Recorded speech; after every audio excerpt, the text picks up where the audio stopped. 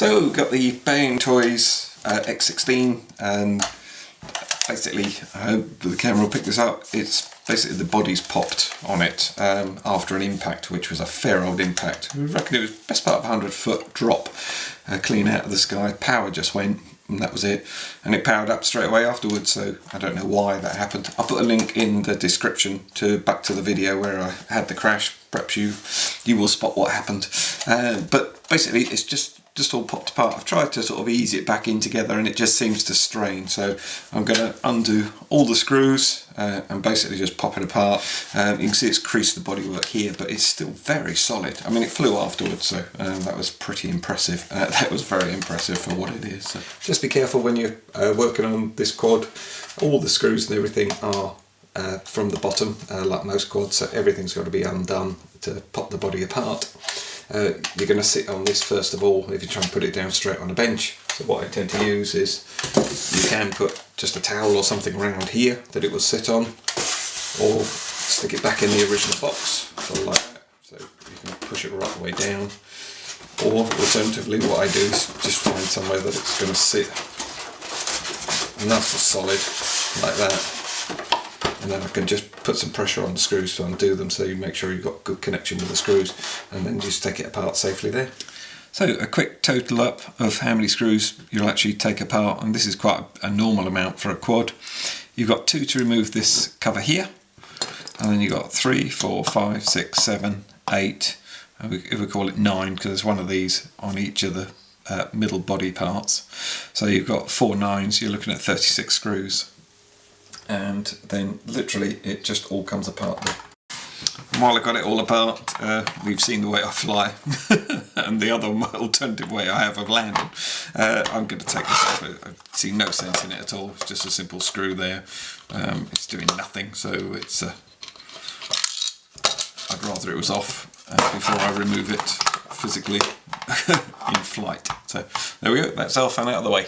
The only bit that I can see that's actually sort of properly broken off is these bits here, which go into the body there. As you can see, it's just literally ripped them off. I've used a 2-part epoxy because I didn't think super glue would quite hold, because the brake didn't seem to want to go back together. You couldn't feel it going back together, so I've just used a 2-part epoxy and then just lined it up as best I can. Both of these were sheared off, so they're a bit better. And there's the sort of original one, so you can see there's a slight difference, but nothing major, I don't think. And then the back end that got damaged, I've sort of put that through again with a 2-part epoxy, and that's quite solid now. I've been asked a few times, oh, I didn't show the inside of the quad, so all I'm going to do here is just a really slow sort of pirouette with it, and then just stop the video and have a look at whatever bits you need to look at. And there's just a close-up of the ESCs. This is the soldering I thought was pretty brutal. This looks really nice and neat, but this looks really, I don't know. It's not the same on all of them. Some of them are better than others, but certainly all of them at this end are much better than they are at that end. So I don't know whether it's just attaching the motors that they don't do quite so well. When you start putting this back together, it's just a real gentle squeeze in of bits and pieces, just to make sure nothing's getting caught or anything with them. Just, you got tabs that one sits in one way, one sits in the other way, and you can feel and hear it when it all starts to sort of really get into position properly.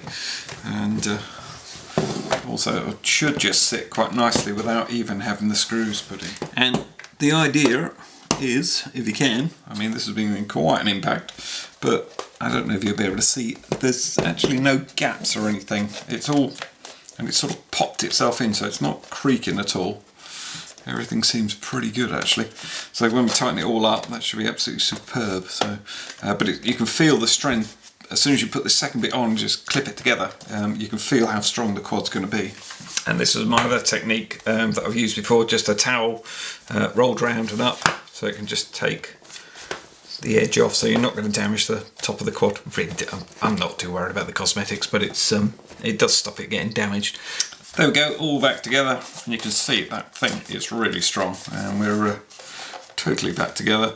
there's a slight, I mean here you can see it's nice and crisp on these three. This one here was the one with the broken bits, but I'm pretty sure one of the legs had slight rise here anyway, so that's going to be my excuse anyway, so there we go.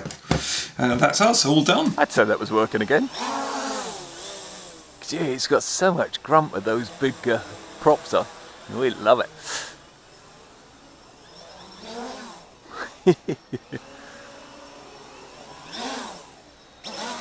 See what I mean about flipping? It just wants to.